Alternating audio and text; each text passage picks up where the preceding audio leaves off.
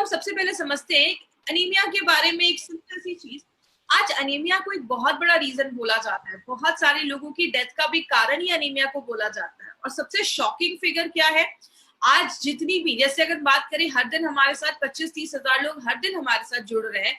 आज अगर हमारे इस ट्रेनिंग को मान लीजिए 10,000 लेडीज सुन रही हैं, तो 10,000 में लगभग 50 से 60,000 जो लेडीज है वो अनिमिक है। इंडिया में हर एक दूसरी लेडी वो अनिमिक है, खून की कमी देखी जाती है। तो अगर बात करें माय फ्रेंड, एक अनीमिया एक बहुत बड़ा कारण हो गया है।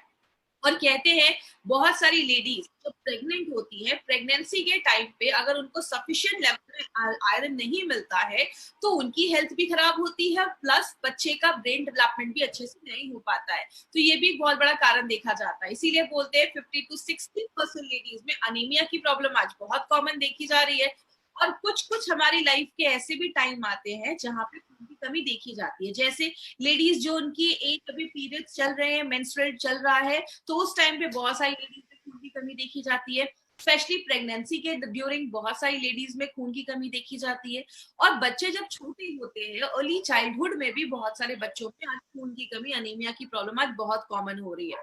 इसी पे एक सर्वे देखा गया, उसमें बोला जाता है जो भी बच्चे 5 साल से छोटे हैं उनमें लगभग 67.5 मतलब 70% अप्रोक्सीमेटली जो बच्चे हैं उनमें अनीमिया की प्रॉब्लम देखी जा रही है। और बोला जाता है अगर कम एज में बच्चों में खून में कमी देखी जाती है तो उनका जो ब्रेन डेवलपमेंट है वो अच्छे से नहीं हो पाता है, उनकी लर्निंग एबिलिटी जो है, सीखने की जो इच्छा है, पढ़ने में जो मन है, वो सब बहुत कम लगता है। तो बच्चों में बचपन से अगर ये प्रॉब्लम हो तो आगे चलकर सीरियस प्रॉब्लम में भी कन्वर्ट हो सकता है। लेकिन बात करें, सबसे पहले समझते हैं अनीमिया। हमने ये वर्ड सुना है, इसका मतलब क्या होता है? अनीमिया का मतलब होता है, अगर हम थोड़ा साइंटिफिक टर्म में जाएं तो विदाउट ब्लड। मतलब हमारे खून में, हम सबको पता है, आरबीसी होता है, रेड ब्लड सेल्स, जिसको हम लाल रक्त कण भी कहते हैं। वो आपकी बॉडी में हीमोग्लोबिन उसमें पाया जाता है और वो बहुत सारे काम करता है। ऑक्सीजन ले जाने का एक बहुत जरूरी काम हमारा आरबीसी जो रेड ब्लड सेल्स है वो काम करता है। खून में जब रेड ब्लड सेल्स की कमी हो जाती है उस चीज को हम अनीमिया कहते हैं। बात करें ये रेड ब्लड सेल्स, लाल रक्त कण क्या होता है? कहते हैं आपके खून में, जैसा मैंने हमेशा अपनी ट्रेनिंग में भी बताया, सिंपल लैंग्वेज में समझाती हूँ, हमारे खून में 3 चीजें होती हैं। एक होता है रेड ब्लड सेल्स, जिसकी वजह से ब्लड का कलर आपके रेड होता है, ऑक्सीजन ले जाने में काम होता है।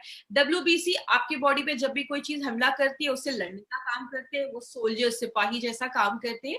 एंड जो तीसरी चीज होती है वो होता है प्लेटलेट, जब कोई कट लग जाता है, खून बह रहा है, तो उसको रोकने का काम करता है। आज हमें बस हीमोग्लोबिन पे, हमारे रेड ब्लड सेल्स पे ही काम करना है। तो कहते हैं हमारे खून में 40 to 50% ये रेड ब्लड सेल्स होता है। मतलब आप देख रहे हैं 50% जो हमारे खून की जो चीज है वो आपका रेड ब्लड सेल्स है। तो कितनी इंपॉर्टेंट चीज है। जैसा आप इस फोटो में देख रहे हैं, राइट हैंड साइड पे एक फोटो है जिसमें कुछ धागे जैसी चीज बनी हुई है और उस पे येलो येलो 4 डॉट है। ये जो चीज है, दिस इज योर हीमोग्लोबिन। उसमें जो आपको येलो स्पॉट्स दिख रहे हैं वो हमारे आयरन मॉलिक्यूल्स है। मतलब जब आप सांस लेते हैं, ऑक्सीजन जो बॉडी में जाता है तो वो ऑक्सीजन जाकर इस हीमोग्लोबिन पे, आपके आयरन पे, वो पीले वाले डॉट्स पे चिपक जाता है। मतलब एक जो आपका हीमोग्लोबिन है वो 4 ऑक्सीजन के मॉलिक्यूल लेकर, 4 ऑक्सीजन को अपने ऊपर लोड करके पूरी बॉडी में ले जाने का काम करता है। मतलब क्या है, ये जो हीमोग्लोबिन है ये एक तरीके का ट्रक है। इस ट्रक में 4 ऑक्सीजन लोड हो जाता है और पूरे बॉडी में ले जाने का काम करता है। अब प्रॉब्लम क्या आ सकती है, हमारी बॉडी में अगर आयरन की कमी हो जाए, अगर हमारे खाने से हमें अच्छे से आयरन नहीं मिल रहा है, आयरन की कमी हो जाए, तो हीमोग्लोबिन अच्छे से नहीं बन पाएंगे। जब हीमोग्लोबिन अच्छे से नहीं बन पाएंगे, ट्रकों की कमी हो जाएगी, तो आपके बॉडी के हर एक भाग में ऑक्सीजन नहीं पहुंच पाएगा। तो जिसकी वजह से क्या होता है, बॉडी ना आपको कुछ सिम्टम्स दिखाता है। हमें कैसे पता चलेगा कि हमें अनीमिया है या सामने वाले को अनीमिया है? तो उसके कुछ सिम्टम्स हैं, ये सिम्टम्स आप जरूर नोट कर लीजिएगा, आप याद रखिएगा। पहला सिम्टम है, you will always feel tired. आपको हमेशा थकावट महसूस होगी, आप फटीग महसूस करेंगे, आपको एनर्जी फील नहीं होगा। क्यों हो रहा है? आपके बॉडी के हर एक पार्ट में ऑक्सीजन नहीं पहुंच पा रहा, तो ऐसी प्रॉब्लम देखी जा रही है। दूसरा देखा जाता है आपके स्किन पे पेलनेस, मतलब आपकी जो स्किन है, वो जो त्वचा है, स्किन है, उसका कलर थोड़ा पेल होने लगेगा। मतलब कलर थोड़ा डल होने लगेगा, क्योंकि जब ऑक्सीजन की कमी होने लगती है, हमारे बॉडी के हर एक भाग में खून नहीं पहुंच पा रहा है, तो आपका जो स्किन है वो पेल होने लगता है। शॉर्टनेस ऑफ ब्रेथ, बहुत सारे लोगों को सांस लेने में भी तकलीफ होती है, थोड़ा सा सीढ़ियां चढ़े रही है, थोड़ा सा ज्यादा फास्ट चल लिया तो सांस लेने में प्रॉब्लम हो रही है। बहुत सारे लोगों को हेडेक या चक्कर आने की भी प्रॉब्लम देखी जाती है। बहुत सारे लोगों को आपने देखा होगा बेहोश होके गिर गए, हीमोग्लोबिन की कमी है तो ये भी एक प्रॉब्लम देखा जाता है। हार्ट पैल्पिटेशन, कुछ लोगों को पैल्पिटेशन की प्रॉब्लम, मतलब दिल की धड़कनें बहुत ज्यादा तेज हो जाती हैं, तो ये भी एक सिम्टम देखा जाता है अगर आपके खून में हीमोग्लोबिन की कमी है। बाल बहुत रूखे हो जाते हैं, ड्राई हो जाते हैं, आपकी स्किन बहुत ड्राई हो जाती है। ये क्यों होता है? सिंपल सा याद रखिए, आपके बॉडी को हर एक पार्ट को ऑक्सीजन की जरूरत है। अगर आपके किसी भी पार्ट में अच्छे से ऑक्सीजन नहीं पहुंच पाएगा तो वो एरिया जो है वो उतना हेल्दी नहीं रहेगा, तो आपके बाल अच्छे नहीं होंगे, आपकी स्किन अच्छी नहीं होगी, तो ये भी अनीमिया का एक बहुत बड़ा रीजन देखा जाता है। रेस्टलेस सिंड्रोम भी देखा जाता है, फीलिंग होती है पैर में कोई चीज चल रही है, पैरों में बहुत ज्यादा इचिंग होता है। ऐसी बहुत सारी, आपके लेग में कुछ कुछ प्रॉब्लम्स अगर हो रही है, इचिंग हो रहा है, लग रहा है कुछ कुछ चल रहा है, क्रॉनिंग जैसी फील आ रही है, या ऐसी आपको अगर प्रॉब्लम हो रही है, पैर फोल्ड करके थोड़ी देर बैठ गए हैं तो सेंसेशन खत्म हो गया है, ऐसी प्रॉब्लम है, तो ये भी एक प्रॉब्लम देखी जाती है, खून की कमी की वजह से हो सकता है। आपके नेल्स बहुत ब्रिटल हो जाते हैं, मतलब नेल्स तुरंत टूटने लगते हैं। बहुत सारी लेडीज को इश्यू रहता है कि मेरे नेल्स अच्छे से नहीं ग्रो कर रहे, तो आयरन की डेफिशिएंसी एक बहुत बड़ा रीजन है अगर आपके नेल्स बहुत ब्रिटल हो गए, नाखून जो है वो टूट रहे हैं। हाथ पैर ठंडे हो जाना, ये भी एक सिम्टम देखा जाता है, आपके हाथ पैर ठंडे होने लगते हैं। बहुत सारे लोगों में पाइका की प्रॉब्लम देखी जाती है। आपने देखा होगा बहुत सारे ऐसे बच्चे हैं जो मिट्टी खाते हैं, धूल खाते हैं, ऐसी चीजें खाते हैं। इसका मतलब क्या होता है, बॉडी में जब आयरन की डेफिशिएंसी होती है, आयरन की कमी होती है, तो लोगों को ऐसी चीजें खाने का मन करता है जो एक्चुअल में खाने लायक नहीं है, तो जिसको बहुत सारे लोगों को ऐसी प्रॉब्लम भी देखी जाती है। तो ये बहुत बड़ा सिम्टम है, अगर आपके घर के बच्चे खा रहे हैं ये सब चीजें तो ध्यान दीजिए। दूसरा तरीका क्या है जिससे हमें पता चलेगा कि हमें, हमारे खून में आपको हीमोग्लोबिन की कमी है, वो है कुछ हम टेस्ट करवाते हैं, जिसको हम बोलते हैं ब्लड टेस्ट जो होता है उसको हम सीबीसी कहते हैं, कंप्लीट ब्लड काउंट। अब इस टेस्ट में आपको दो तीन चीजें आएंगी, आपको सब रटने की जरूरत नहीं है, बस आप किसी का रिपोर्ट तो देखते हो तो ये कुछ चीजें आपके रिपोर्ट में होती हैं। मैं बस उसका आपको ब्रीफ एक्सप्लेनेशन दूंगी, हम ज्यादा डिटेल में हमें उसमें जाने की जरूरत नहीं है। जब आप किसी का कंप्लीट ब्लड काउंट करवाते हैं तो सबसे पहले उसमें हीमोग्लोबिन का रिपोर्ट होता है। अगर किसी जेंट का, अगर किसी मेल का वो रिपोर्ट है तो उसमें जो हीमोग्लोबिन होगा वो 13 के ऊपर है तो ठीक है। अगर किसी फीमेल का वो हेमोग्लोबिन का रिपोर्ट है तो 12 के ऊपर होना चाहिए, क्योंकि लेडीज में, जब लेडीज स्पेशली जिनका मेंस्ट्रुअल वगैरह चल रहा है बॉडी में, इसलिए हमें आयरन की ज्यादा जरूरत होती है। तो ये आप ये चीज ध्यान रखना है, 13 के ऊपर जेंट्स और 12 के ऊपर लेडीज। दूसरा एक टेस्ट हो, उसी सीबीसी में एक और चीज भी आपने कभी कभी पढ़ी होगी, उसमें लिखा होता है एमसीवी, मीन कॉर्पस्कॉल वॉल्यूम उसको हम कहते हैं। ये एक्चुअली होता क्या है, आपके खून में, जैसा हमने बताया कि हमारे खून में 40 to 50% आपका रेड ब्लड सेल्स होता है, हीमोग्लोबिन होता है। तो इस टेस्ट के थ्रू हम ये पता कर पाते हैं कि आपके ब्लड में एक्चुअल में आरबीसी का अभी कितना वॉल्यूम है, जिससे हमें पता चलता है। अगर ये कम है किसी के रिपोर्ट में तो हम कह सकते हैं कि इसको अनीमिया की प्रॉब्लम है। एक टेस्ट और होता है, उसी में एक रिपोर्ट और आती है, उसको हम टीआईबीसी कहते हैं। इतना आपको डिटेल में रटने की जरूरत नहीं है, बस सिंपल चीज याद रखिएगा, अगर किसी का टीआईबीसी बढ़ा हुआ है, टोटल आयरन बाइंडिंग कैपेसिटी बढ़ी हुई है, इसका मतलब बॉडी में जो आयरन की बाइंड होने की कैपेसिटी है, आपके हीमोग्लोबिन पे जब आयरन जुड़ता है तो ही ऑक्सीजन ले जाने का काम करता है, वो अगर बढ़ा हुआ है तो आपका जो बॉडी में आयरन जो है खून में कम होता है। इसीलिए बहुत सारे लोगों में ये भी सिम्टम है कि अगर टीआईबीसी आपका बढ़ा हुआ है तो आपको अनीमिया की, खून की कमी की प्रॉब्लम देखी जाती है। कहते हैं अनीमिया, कारण तो बहुत सारे, 400 से ज्यादा तरीके के अनीमिया हमारी बॉडी में होते हैं, लेकिन आपको इतनी अंदर तक जाने की जरूरत नहीं है, इतना डिटेल में जाने की जरूरत नहीं है। हमें मेन चीज पे क्या फोकस करना है, आयरन डेफिशिएंसी। अगर किसी के बॉडी में खून की कमी आयरन की वजह से हो रही है, मतलब खाने में आयरन की कमी की वजह से हो रही है, हमें उस पर फोकस करना है, क्योंकि अनीमिया बहुत सारे कारण की वजह से होता है। सिकल सेल भी होता है जो खानदानी हेरिडिटी होता है, विटामिन बी 12 की भी कमी की वजह से देखा जाता है, बीमारियों की वजह से भी खून की कमी देखी जाती है। बट हमें एक ही चीज पे फोकस करना है, हमारे खाने में अगर आयरन की कमी है, उसकी वजह से अगर आपको अनीमिया हो रहा है, तो उस पे हम आज बात करेंगे। तो सबसे पहले अनीमिया का मेन कारण क्या है, रेड ब्लड सेल्स, हीमोग्लोबिन की कमी हो जाना। बात करें कारण क्या देखे जाते हैं, सबसे पहला आपके खाने में जब आयरन, विटामिन बी कमी हो जाती है तो हम कहते हैं कि हमें एनीमिया हो गया है। दूसरी चीज, कभी कभी आंतों का कुछ डिसऑर्डर हो जाता है, इंटेस्टाइनल डिसऑर्डर हो जाता है, तो आप जो खाना खा रहे हैं, आपका जो स्मॉल इंटेस्टाइन है वो आपका खाना जो है, न्यूट्रिएंट जो है, पौष्टिक तत्व है जो है, उसको एब्जॉर्ब नहीं कर पा रहा है, तो ये भी एक सिम्टम देखा जाता है। प्रेगनेंसी के टाइम पे अगर कोई लेडी प्रेग्नेंट है, उसने अच्छे से आयरन नहीं लिया या फॉलिक एसिड में जो रिकमेंड किया जाता है अगर उन्होंने नहीं लिया, तो आगे चल के बच्चे की भी ग्रोथ पे असर पड़ता है और माँ पे भी असर पड़ता है। बहुत सारे केसेस में अगर आपको कैंसर है, किडनी का फेलियर है, या और भी अगर कोई सीरियस प्रॉब्लम होती है, उसमें भी हमारी बॉडी का जो हीमोग्लोबिन है वो इफेक्ट होता है। और फैमिली हिस्ट्री है, देखिए अगर कभी कोई अनीमिया का पेशेंट है, क्योंकि आज मुझे पता है क्वेश्चन आंसर में बहुत सारे लोग बोलेंगे सिकल सेल अनीमिया में दे सकते हैं क्या, क्योंकि हर ट्रेनिंग के बाद मुझसे 2-4 लोग ये जरूर पूछते हैं। तो सिकल सेल अनीमिया में आपको नहीं जाना है, ये हेरिडिटी का प्रॉब्लम है। इसमें आप देख रहे हैं एक नॉर्मल हीमोग्लोबिन है, इधर देख रहे हैं एब नॉर्मल हीमोग्लोबिन लिखा हुआ है, मतलब हीमोग्लोबिन का जो साइज होता है वो डिफॉर्म हो जाता है। ये सीरियस केस है, हेरिडिटी है, खानदानी हो सकता है, हमें उसमें नहीं जाना है, वो हमारे लिए नहीं है, तो उसमें आपको नहीं जाना है। और जब हमारी एज ज्यादा हो जाती है, स्पेशली 65 अबव, उन लोगों को एनीमिया की प्रॉब्लम आज ज्यादा देखी जा रही है। हम इसको कैसे रोक सकते हैं? सबसे पहला, अपने खाने में अच्छे से आयरन लीजिए, जो भी चीजें आपको आयरन प्रोवाइड करती हैं, पालक खाइए, जो लोग नॉनवेज वगैरह खा रहे हैं वो भी खा सकते हैं, ब्रोकली वगैरह, ये बहुत सारी चीजें हमें आयरन रिच डाइट होती है, तो आप वो अगर अपने डाइट में प्रॉपरली लेते हैं तो आपको आयरन की कमी से हम बच सकते हैं। मार्केट में बहुत सारे सप्लीमेंट्स हैं, आयरन के सप्लीमेंट्स हैं, फॉलिक एसिड, विटामिन बी, बहुत सारे सप्लीमेंट्स आपको मिलते हैं, वो भी आप ले सकते हैं। बोला जाता है अगर आप कोई भी आयरन के सप्लीमेंट ले रहे हैं, साथ में आप थोड़ा सा सिट्रस फ्रूट जूस लीजिए, मतलब संतरे का जूस पीजिए, मौसमी खाइए। ये जो विटामिन सी है वो आयरन को आपकी बॉडी में एब्जॉर्ब होने में बहुत ज्यादा हेल्प करता है। तो साइट्रस जो भी ये फ्रूट्स होते हैं वो बोले जाते हैं। बहुत सारे केसेस में आपको ड्राई फ्रूट्स भी खाने को बोला जाता है। एक हैबिट डालिए, जब भी ड्राई फ्रूट्स खाइए उसको पानी में सोक करके खाइए। आयुर्वेद में कहते हैं जब आप पानी में सोक कर देते हैं तो वो अपने नेचुरल फॉर्म में आ जाता है। तो आप ड्राई फ्रूट्स भी बहुत सारे लोग उसको खाते हैं, ये भी आपके खून की कमी को कम करता है। दूसरी चीज, बहुत सारे लोगों को चाय कॉफी की आदत होती है, तो प्लीज चाय कॉफी थोड़ा सा अवॉइड करिए, ज्यादा हमें चाय कॉफी भी नहीं लेना है। चाय कॉफी ज्यादा पीने से भी आपके खून में जो आयरन लेने की जो क्षमता होती है, एब्जॉर्प्शन जो पावर होता है, वो कम हो जाता है। लेकिन हमें आज सप्लीमेंट लेने की जरूरत क्यों हो रही है?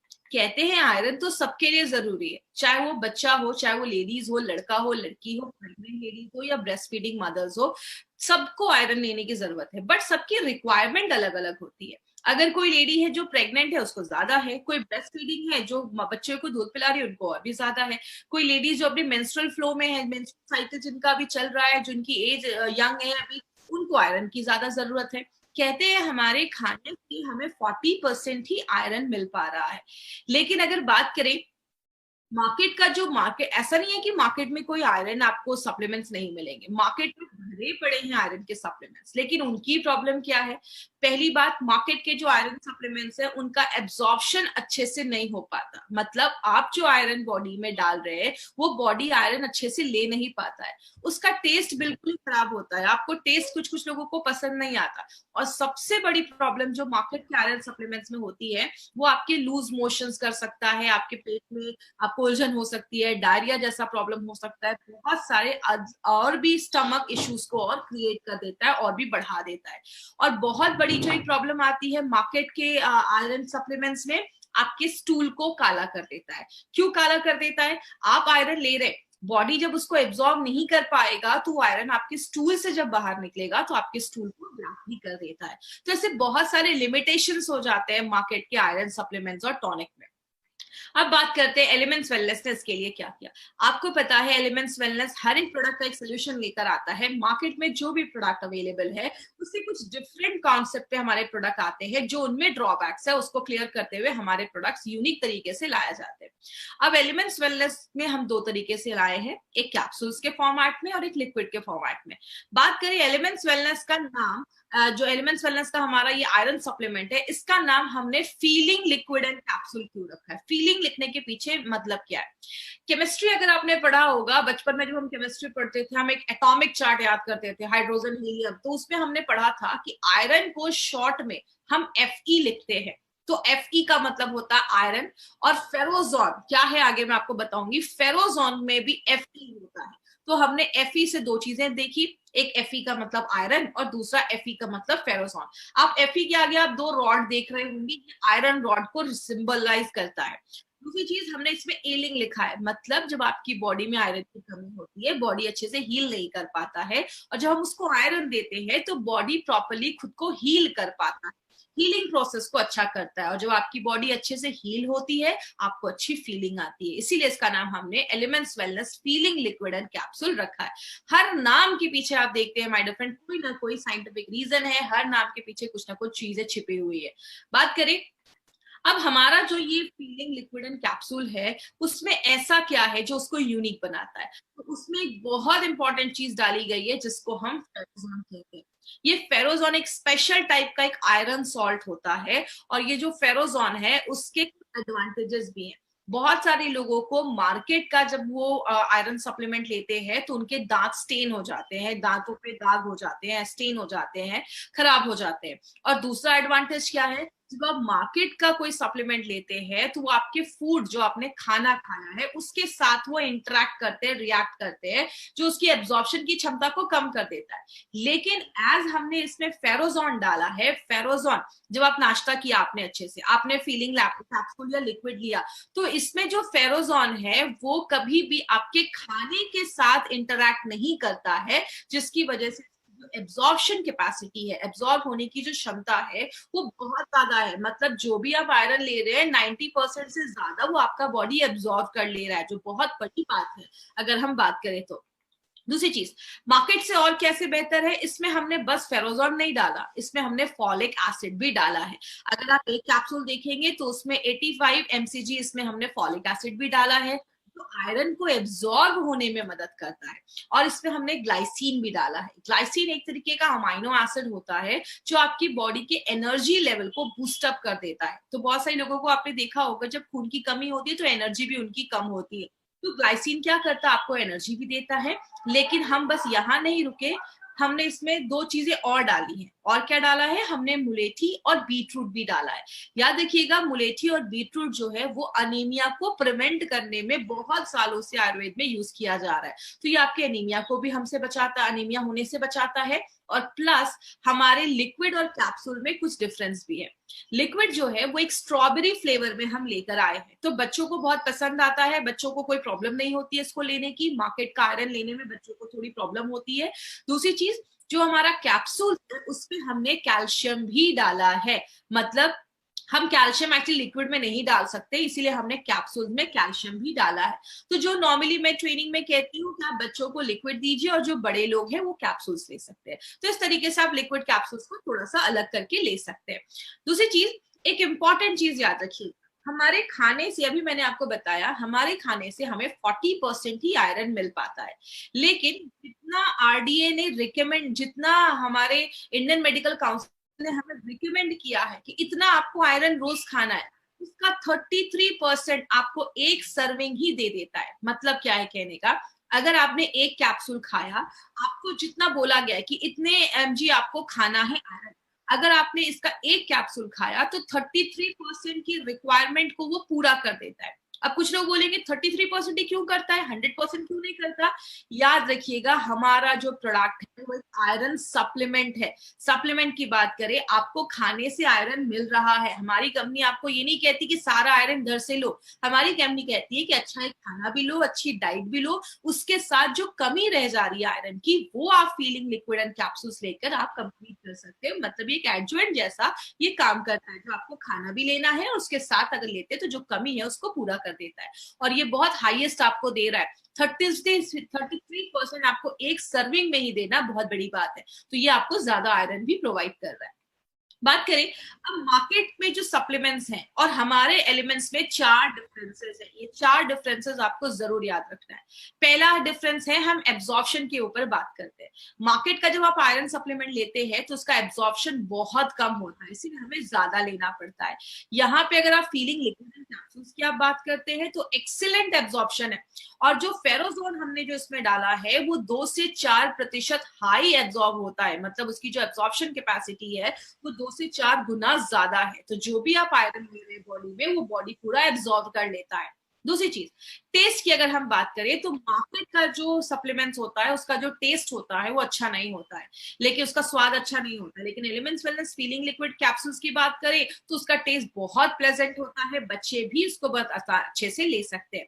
मार्केट का जो हम आयरन सप्लीमेंट लेते हैं उसको लेने के बाद बहुत सारे लोगों का स्टूल काला हो जाता है, लेकिन ऐसा कोई भी इश्यू हमारे लिक्विड और कैप्सूल्स में नहीं देखा जाता है, क्योंकि ये जो हमारा लिक्विड और कैप्सूल्स है ये आपके पेट पे बहुत ही आसान, बहुत ही अच्छा रहता है, जेंटल रहता है। जैसा आप इस स्लाइड में देख रहे हैं, मार्केट का कैप्सूल्स जब हम लेते हैं या टैबलेट्स हम लेते हैं तो बहुत सारे लोगों में लूज मोशंस भी क्रिएट कर देता है।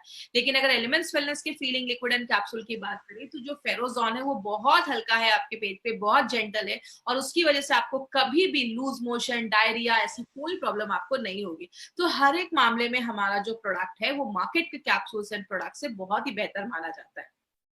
अब यहाँ पे टेक केयर पे हमने 6 से 7 आपके लिए पॉइंट्स रखे। अब इस टेक केयर पे आपको 4 से 5 पॉइंट्स पे बहुत ज्यादा खास ध्यान रखना है। सबसे पहला, आपको जो भी डोजेस आज बताए जाएंगे उसी डोजेस को आपको ये फॉलो करना है, आपको उससे ज्यादा नहीं लेना है। अभी मैं आपको कुछ डोजेस बताऊंगी क्या डोज आपको लेना है।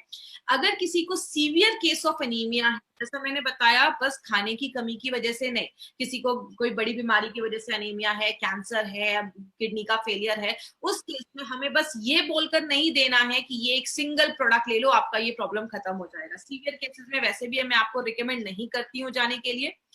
छोटे बच्चों के लिए आइडल है, छोटे बच्चों को दे सकते हैं, बट देने से पहले अगर बहुत छोटा बच्चा है, 4-5 साल का बच्चा है, तो एक बार उनके डॉक्टर से आप कंसल्ट कर लीजिए कि ये जो, क्योंकि हर एक बच्चे को अगर कुछ प्रॉब्लम है तो डॉक्टर उनका केस जानते हैं, तो डॉक्टर से आप एक बार कंसल्ट कर सकते हैं। एक इंपॉर्टेंट चीज याद रखिएगा, एलिमेंट्स वेलनेस का फीलिंग लिक्विड एंड कैप्सूल एक फूड सप्लीमेंट है जिसपे आपको FSSAI का mark, food safety and standard authority of India का मार्क मिलेगा। इसमें आपको आयुष का मार्क नहीं मिलेगा। क्यों नहीं मिलेगा? क्योंकि ये कोई आयुर्वेदिक प्रोडक्ट नहीं है, ये एक फूड सप्लीमेंट है। अगर कोई आपको कहता है एलिमेंट्स के सारे प्रोडक्ट पे आयुष का मार्क है, इसमें आयुष का मार्क क्यों नहीं है, तो आप उनको बताइए ये एक फूड सप्लीमेंट है, ये कोई प्रोडक्ट नहीं है, इसलिए इसमें आयुष का मार्क नहीं है, इसमें FSSAI का मार्क है। इसीलिए मार्केट में आपको ये product as an Ayurvedic products को नहीं, एज आयुर्वेदिक प्रोडक्ट इसको नहीं सेल करना है। और भी हम टेक केयर में कुछ चीजों पे बात करेंगे, इसको ध्यान रखिएगा। इसको कभी भी आपको तुरंत दूध पीने के बाद नहीं लेना। जैसे हम नॉर्मली इसको क्या कहते हैं, अभी आपको मैं डोजेस बताऊंगी। आपने सुबह बच्चे को ब्रेकफास्ट कराया, ब्रेकफास्ट के बाद दूध दिया, दूध के बाद तुरंत इसका आप लिक्विड दे दी, तो थोड़ा सा गैप रखना है। दूध के तुरंत बाद आपको इस प्रोडक्ट को कभी नहीं लेना है, 1-2 घंटे का थोड़ा सा गैप रखिए। दूसरी चीज, आपने इस प्रोडक्ट को अच्छे से लिया है कुछ दिन, उसके बाद अपना ब्लड सैंपल, आप ब्लड टेस्ट जरूर करवा लीजिए, एक बार हीमोग्लोबिन देख लीजिए। अगर वो नॉर्मल हो गया है या वो मतलब अभी हो गया है, ठीक हो गया, अच्छे लेवल में आ गया, तो आप प्रोडक्ट को स्टॉप कर सकते हैं, कोई प्रॉब्लम नहीं है।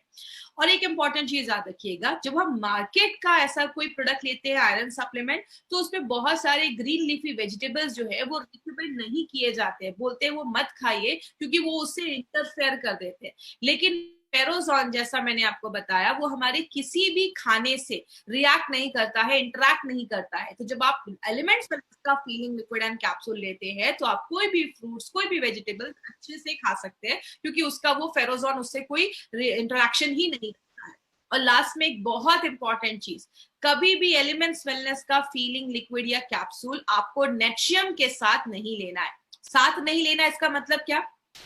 आयरन और कैल्शियम को जब हम साथ में लेते हैं तो जो कैल्शियम है वो आयरन की एब्जॉर्प्शन को कम करता है। अगर आपने ये दोनों सप्लीमेंट साथ में स्टार्ट किया है तो आपको क्या करना है, फीलिंग को आप हमेशा सुबह में लीजिए, नाश्ता करने के बाद लीजिए, और रात में आप कैप्सूल्स ले सकते हैं। एटलीस्ट 1 घंटे का मिनिमम गैप तो दोनों के बीच में जरूर रखिएगा। तो ये एक इंपॉर्टेंट पॉइंट याद रखना है, फीलिंग का नेशियम और अपना फीलिंग का एलिमेंट्स का अपना फीलिंग, ये दोनों साथ में आपको नहीं लेना है, आयरन और कैल्शियम साथ में नहीं लेना है, सुबह शाम ले सकते हैं। अब हम बात करेंगे, कुछ लोगों का ये भी क्वेश्चन होता है कि कब तक लेना है। नारायणा सर का कहना है कि एक जो डब्बा है वो उस पे 60 कैप्सूल्स है, 2 महीने का डोज है, तो आप 2 महीने तक लगातार लीजिए, 2-3 महीने तक, उसके बाद चाहे तो आप स्टॉप कर सकते हैं और एक बार हीमोग्लोबिन टेस्ट करवा सकते हैं। तो इस तरीके से आप इसको ले सकते हैं। ये एक सप्लीमेंट है, फूड सप्लीमेंट है, आपको इसको हमेशा भी ले सकता है, बट थोड़ी देर के बाद आप एक गैप जरूर कर दीजिए। डोजेस क्या होंगे? अगर आपको कोई प्रॉब्लम नहीं है, आप एक हेल्दी पर्सन भी हैं, तो भी आप चाहें तो अपनी लाइफस्टाइल में इसको सुबह एक कैप्सूल भी अगर आप ले लेंगे तो काफी है। अगर कोई बच्चा 4 साल से छोटा है तो 4 साल के बच्चों से आप स्टार्ट कर सकते हैं। 2 चम्मच आपको लिक्विड का देना है, सुबह 2 चम्मच नाश्ता किया, 2 चम्मच बच्चे को पिला दिया। छोटा बच्चा है 4 से 15 साल का तो 1 चम्मच दीजिए, 5 ml ही। और अगर अडल्ट लोग हैं तो आप 2 चम्मच ले सकते हैं। अगर कोई लैक्टेटिंग मदर है तो उनको 2 कैप्सूल्स लेना है, और 2 बड़े चम्मच, मतलब दोनों को साथ में नहीं लेना है, या तो 2 कैप्सूल्स दीजिए या 2 बड़े चम्मच आपको लेना है। अगर कोई प्रेग्नेंट लेडी है, नॉर्मल जितनी भी लेडीज है वो 1 कैप्सूल भी लेंगी चलेगा, या 1 बड़ा चम्मच भी लेंगी तो चलेगा।